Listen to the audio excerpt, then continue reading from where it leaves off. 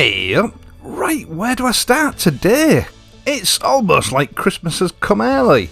Now, we'll get on to the main subject in the moment, and that's me telling you I told you so over the new Royal Enfield SCRAM 411, which, if everything goes according to plan, I'm editing this together on Monday, will have been launched on Tuesday, which is yesterday as you're watching this now. Now, here in Blighty, the subject of motorcycling is something which has been very much neglected for decades on mainstream media. But that's about to change. Next Sunday on BBC Two at 8 PM, a new series commences that I think might be right up your street.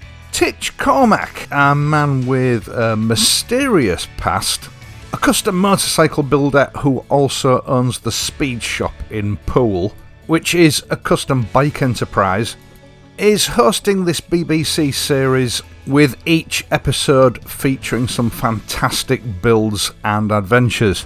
And I believe the very first episode features a Royal Enfield Interceptor 650 sidecar combination build with a huge difference. Titch can explain it far better than I, so I will allow the preview to run.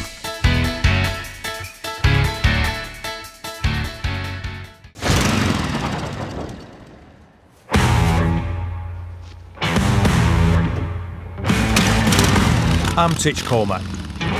I'm an ex-Special Forces operator, and now I build and design custom vintage bikes and cars. When I left the military, I wanted a job that combined the two things I love: engineering and adventures. Here we go. So I built this workshop in Poole on the south coast, where I construct and customise bespoke projects for people. This is like another level, guys. With my two mates, mechanics Billy and John. What's the gear lever? What did I say? Together, we like to think we can tackle any engineering challenge that comes through our door. And then I love nothing more than pushing those creations to the limit. She's looking lovely. Can't wait to ride her now. This series will be taking on ambitious projects. Yeah, man! Riding the most awesome machines. Oh, how I've missed this. Creating the craziest builds. Look at it, look at it. And tackling some of the most epic but unforgiving landscapes in the world. Oh, this is a fight!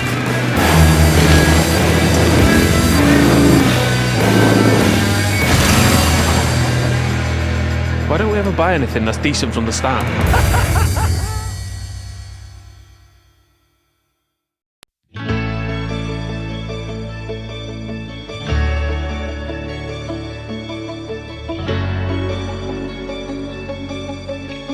Right, so I'm having to make this video sort of ad hoc as the information comes in, because I only have a limited sort of timescale to get these videos together and then uploaded onto YouTube for it to do its bits with the video, ready for publication on Wednesday mornings.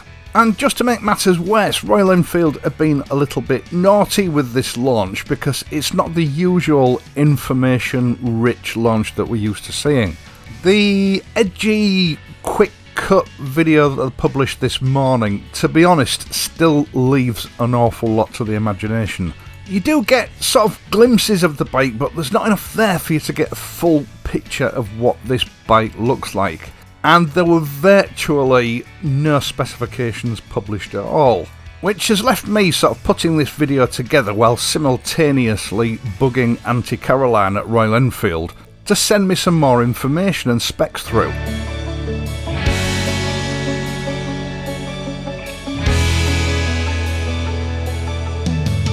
Right, it's just gone 10 o'clock and I've got my grubby hands on the press pack. I'm just sort of unzipping everything and rendering it ready for use as I talk. And I have to say, there are some mouth-watering pictures of this bike, so stay tuned.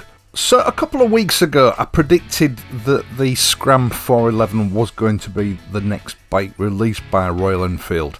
And we do know that it is based on the Himalayan platform, but Royal Enfield seem very keen to separate the SCRAM 411 from the Himalayan bloodline.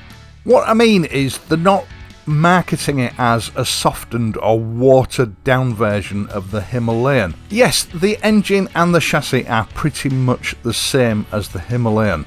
Both bikes share the same basic DNA, but Royal Enfield reckon that they've pulled the two models far enough apart to be able to classify the SCRAM 411 as something completely different.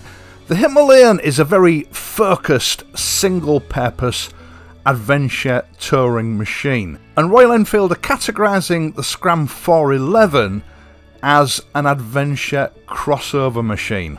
The SCRAM 411 is aimed more at fun. It's a multi-purpose bike with the serious focus that the Himalayan has removed. Although it would appear that during this transformation, looking at that initial video that they've released, this bike has in no way lost its off-road capabilities. Now, the good news is that the normal sort of release dates for this model, normally we see it released in India and then it can take 3 or 4 months before it hits Europe and the UK and North America, etc. The plan from Royal Enfield this time is to release this model worldwide simultaneously, or as near as damn it as they can manage. So if this bike lights your candle and you're living in a country other than India, you can expect this to be on the showroom floors pretty soon. Royal Enfield say that this is a true dual-purpose motorcycle, and that they've taken their inspiration for its design from flat trackers, scramblers, and moulded that inspiration into a bike that not only is off-road capable, but also acquits itself well on the road. Whether that road is perfect or less than perfect. It has a one-piece dual-height seat with a rider height of 795mm. Dual-purpose tyres with a 19-inch wheel on the front and a 17-inch at the back. So, fairly typical road-going wheel sizes. The bike has a sump ground clearance of 200mm with 190mm of suspension travel at the front and 180mm at the back, which, providing the handling is up to par, and I've no doubt that it will be, this is going to be a really fun and confidence-inspiring bike for the pothole-strewn roads of the UK. Royal Enfield are keen to point out that this is not just a cosmetic makeover of the Himalayan. And looking at the pictures that I'll show you in a moment or two, I think that's fair. I think they've managed to pull that off. To me, it does conjure up an image of a bike that you can take anywhere and do anything with. Whether that be commuting to work, fun Sunday afternoons out with your mates, or some long distance touring on or off road. It's your perfect do anything motorcycle. The general styling of the bike is by no means extreme. To my eye, it's sort of a halfway house between modern classic and contemporary. Now, according to the press pack, there are going to be 3 standard colourways and 2 premium colourways. The standard being this graphite and blue.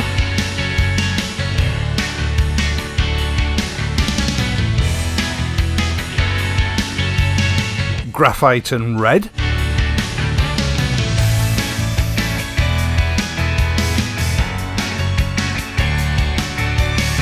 And graphite and yellow.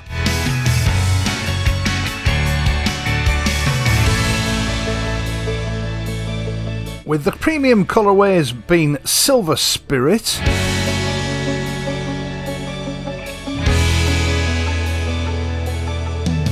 and White Flame.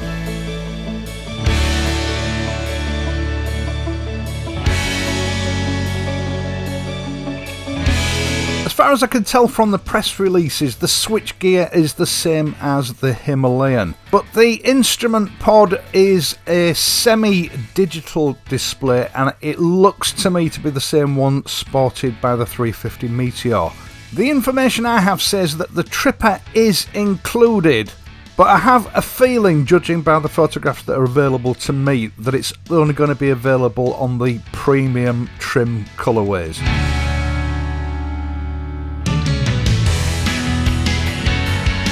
Right, so I may as well, while we're at it, run through the spec sheet. What we're looking at is a single cylinder 4-stroke air-cooled engine with a displacement of 411 cc's, single overhead cam, 2 valves, maximum power of 17.88 kilowatts at 6,500 revs per minute. I think that's just under 25 horsepower. Maximum torque 32 newton meters at 4,250 revs per minute. Electric start, obviously.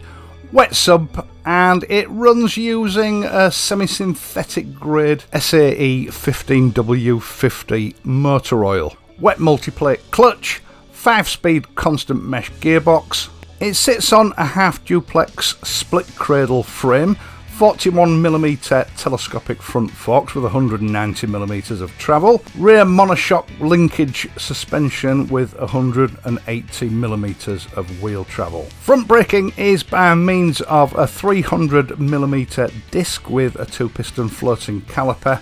Rear braking by means of a 240mm disc with a single piston floating caliper. Dual channel ABS. Sporting a standard halogen H4 headlamp and an LED tail light. I think that's enough for you to be going on with for now.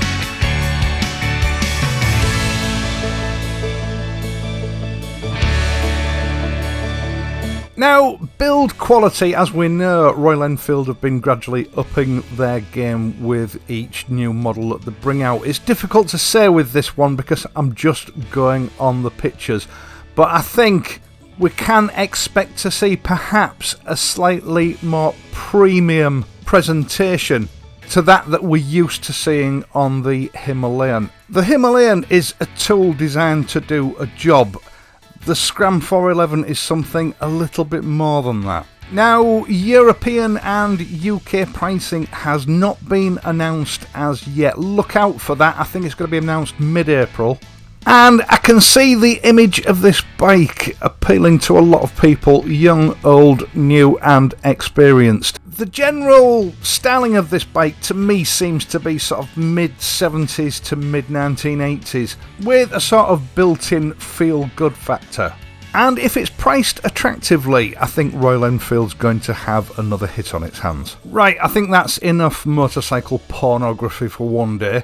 Once again, thank you so much for watching this and my other videos, and in doing so helping to support this channel. I really do appreciate it, and I'd also appreciate it if you would leave a like and consider subscribing to this channel if you're not already a subscriber. I am of course going to be back on Friday, so until then please ride safely and I'll see you soon.